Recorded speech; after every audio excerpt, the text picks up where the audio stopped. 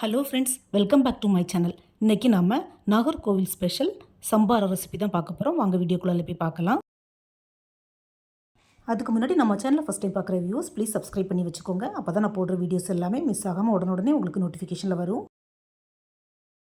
இந்த சம்பாரம் பார்த்திங்கன்னா நாகர்கோவில் கல்யாண வீட்டில் மட்டும் இல்லை, எந்த ஒரு ஃபங்க்ஷனாக இருந்தாலும் இந்த சம்பாரம் கண்டிப்பாக பந்தியில் இருக்கும். அந்த அளவுக்கு ஃபேமஸான ஒரு ரெசிபி. இந்த சம்பாரத்துக்கு மெயின் இன்க்ரீடியண்ட்டே தயிர் தான். தயிர் மட்டும் புளியாத கொஞ்சம் கெட்டி தயிராக பார்த்து எடுத்துக்கோங்க ஃப்ரெண்ட்ஸ். இப்போ ஒரு மிக்ஸி ஜார் அல்லது பிளெண்டர் எடுத்துக்கலாம். அதில் ஒரு துண்டு இஞ்சி, ஒரே ஒரு பச்சை மிளகா, காரம் உங்கள் தேவைக்கு தக்கன்னு எடுத்துக்கோங்க. அதுக்கப்புறமா ஒரு கைப்பிடி அளவுக்கு பச்சை கருவேப்பிலை, நல்ல ஃப்ரெஷ்ஷான கருவேப்பிலை இருக்கணும்.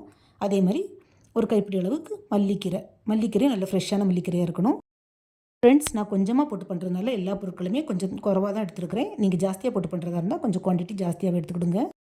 அது கூடவே ஒரு பிஞ்சு காயப்பொடி, அப்புறம் தேவையான அளவு உப்பு, அதுக்கப்புறமா நம்ம எடுத்து வச்சுருந்த கட்டி தயிர் சேர்த்து நல்லா அரைச்சி எடுத்துக்கலாம். இந்த சம்பாரம் 2 விதத்தில் பண்ணலாம் ஃப்ரெண்ட்ஸ். இப்படி தயிரை அரைச்சும் பண்ணலாம். அப்படி இல்லைன்னா நீங்கள் தயிரை தனியாக ஒரு மத்து வச்சு கலக்கி வச்சுக்கிட்டு அதுக்கப்புறமா இந்த இஞ்சி, பச்சை மிளகா, கருவேப்பிலை, மல்லிக்கீரை இதை வளர்த்தி அரைச்சி அந்த கலக்கின தயிரை சேர்த்து அப்படியே மிக்ஸ் பண்ணி வைக்கலாம். பட் 2 டைப்புமே ரொம்ப சிம்பிளான மெத்தட் தான். உங்களுக்கு எந்த டைப் பிடிச்சிருக்கோ அதே மாதிரியே பண்ணி பாருங்கள். தயிர் பார்த்திங்கன்னா மிக்ஸில் அடித்ததுக்கு பிறகு எனக்கு ரொம்பவே கட்டியாக இருக்குது. ஸோ கொஞ்சமாக நான் தண்ணி அலசி சேர்த்துக்கிட்டேன். உங்களுக்கு வேண்டானா நீங்கள் தண்ணி சேர்க்க வேண்டாம், அப்படியே சர்வ் பண்ணலாம். இந்த சம்பாரம் பார்த்திங்கன்னா நாகர்கோவில் பந்தியில் பருப்பு, சாம்பார், ரசம், புளிசேரி அதாவது மோர் குழம்பு எல்லாம் ஊற்றுனதுக்கப்புறம் பாயசம் ஊற்றுவாங்க. அதுக்கப்புறமா கடைசியாக தான் இந்த சம்பாரை சர்வ் பண்ணுவாங்க. நம்ம பந்தியில் ரசம்லாம் சுட சுட வாங்கி எப்படி சூப் மாதிரி குடிப்போமோ அதே மாதிரி இந்த சம்பாரத்தையும் கேட்டு வாங்கி குடிப்பாங்க. அதுலேயும் வெயில் காலத்தில் கல்யாணம் வந்துட்டுனா கேட்கவே வேண்டாம்.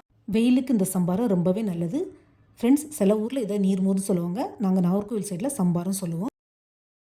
இந்த சம்பாரம் டைஜஷனுக்கும் ரொம்பவே பெஸ்ட்டு ஃப்ரெண்ட்ஸ். நான் ஆல்ரெடி சொன்ன மாதிரி எல்லோரும் ஒரே அரிசி பருப்பு காய் தான் யூஸ் பண்ணுறோம். பட் அதுக்கு வைக்கிற பேரும் அது பண்ணுற விதமும் தான் வேறு, மற்றபடி எல்லாமே சேம் தான்.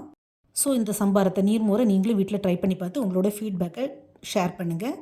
இந்த வீடியோ பிடிச்சிருந்தால் நம்ம சேனலில் மறக்காமல் லைக், ஷேர் அண்ட் சப்ஸ்கிரைப் பண்ணுங்கள். தேங்க்ஸ் ஃபார் வாட்சிங்.